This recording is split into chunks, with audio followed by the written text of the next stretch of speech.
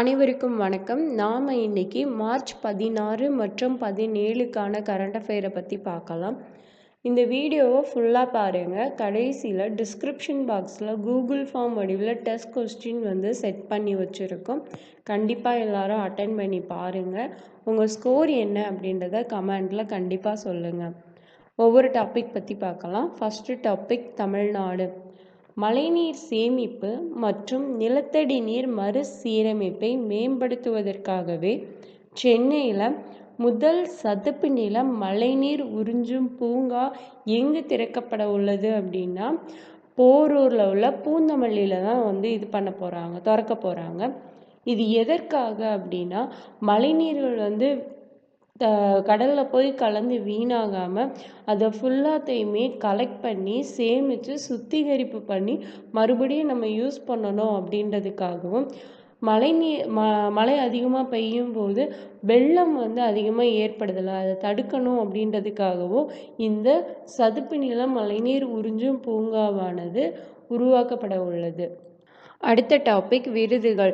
ஏஎஸ்கியூ என்று அழைக்கப்படக்கூடிய airport service quality அப்படின்ற விருது சமீபத்தில் எந்த விமான நிலையத்திற்கு வழங்கப்பட்டிருக்கு அப்படின்னா டெல்லி விமான நிலையத்துக்கு தான் கொடுத்துருக்காங்க. இந்த விருது எதற்காக கொடுக்குறாங்க அப்படின்னா சிறந்த சேவைகள் மற்றும் மக்களின் அதிகமான பயன்பாட்டுக்கு பயன்படக்கூடிய ஏர்போர்ட்டுக்கு தான் இந்த விருது கொடுக்குறாங்க. அந்த விருது இந்த வருஷம் டெல்லி விமான நிலையத்திற்கு வழங்கப்பட்டிருக்கு. அடுத்த டாபிக் மாநாடு. நீர் பயன்பாடு திறன் வாரியம் மற்றும் எரிசக்தி வழங்கல் நிறுவனம் இந்த ரெண்டுமே இணைந்து நீர் நிலைத்தன்மை மாநாடு 2025 அப்படிங்கிற ஒரு மாநாடை எங்கே வச்சு நடத்தினாங்க அப்படின்னா புதுடெல்லியில் வச்சு நடத்திருக்காங்க. அடுத்தது மீன்வளம் சார்ந்த புத்தொழில் மாநாடு 2.0 எங்கே நடந்துச்சு அப்படின்னா ஹைதராபாத்தில் நடந்திருக்கு. இந்த மாநாட்டோட முக்கியமான நோக்கம் என்ன அப்படின்னா தொழில் முனைவு, தொழில்நுட்ப முன்னேற்றம் மற்றும் நிலைத்தன்மையை மேம்படுத்தணும் மீன்வளத்துறையில் அப்படின்றதுக்காகவே இந்த மாநாடு நடத்தப்பட்டிருக்கு. மீன்வளம் சார்ந்த மாநாடு நடைபெற்ற இடம் எங்கே அப்படின்னா ஹைதராபாத். அடுத்த டாபிக் குறியீடுகள். துபாயின் அந்நிய நேரடி முதலீட்டின் முக்கிய மூலங்களாக விளங்கும் நாடுகளின் பட்டியல் சமீபத்தில் வெளியிட்டிருக்காங்க.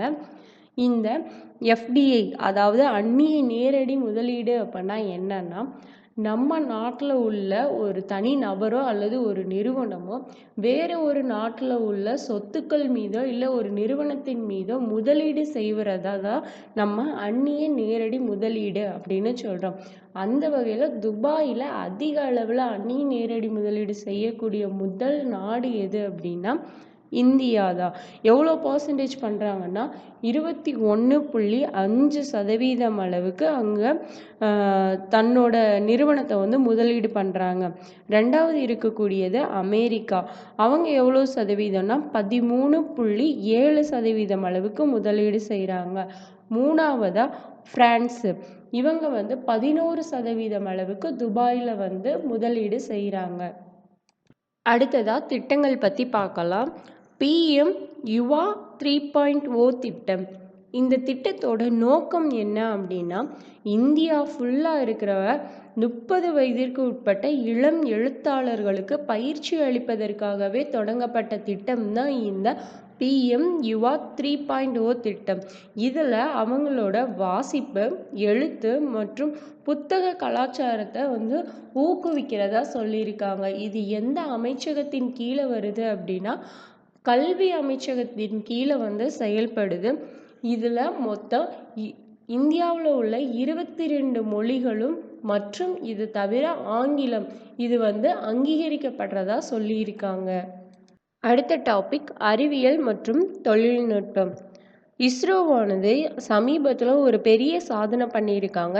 என்ன அப்படின்னா 2 செயற்கைக்கோள்களை திண்டிப்பு முயற்சியினை வெற்றிகரமாக நிகழ்த்தியிருக்காங்க. இந்த திட்டத்துக்கு பேர் ஸ்பார்டெக்ஸ் திட்டம் அப்படின்னு சொல்றாங்க. அந்த 2 செயற்கைக்கோள்கள் என்னெல்லாம் அப்படின்னா SDX-01 மற்றும் SDX-02 அப்படின்ற 2 செயற்கைக்கோள்களின் துண்டிப்பை வந்து வெற்றிகரமா இவங்க வந்து முடிச்சிருக்காங்க. இந்த திட்டம் வந்து ரொம்பவும் கடினமான திட்டம். ஆனா இந்த திட்டத்தை இந்தியா வெற்றிகரமாக முடிச்சதுல 4வது இடத்துல இருக்காங்க. அப்போ ஃபர்ஸ்ட் இடத்துல உள்ள நாடு எதுனா அமெரிக்கா, 2வது ரஷ்யா, 3வது சீனா, 4வதா இந்த இடத்துல இந்தியா வந்து இருக்குது. இந்த ஸ்பாட்டெக்ஸ் திட்டம் இதோட நோக்கம் என்ன அப்படின்னா மனிதர்கள் விண்வெளி பயணங்களுக்கு தேவையான தொழில்நுட்பத்தை உருவாக்கணும் அப்படின்றதுக்காகவும் விண்வெளியில் செயற்கைக்கோள்கள் ஒன்றோடொன்று இணைக்கும் தொழில்நுட்பத்தை மேம்படுத்தணும் அப்படின்றதுக்காக தொடங்கப்பட்ட திட்டம் தான் இந்த ஸ்பாட்டெக்ஸ் திட்டம்.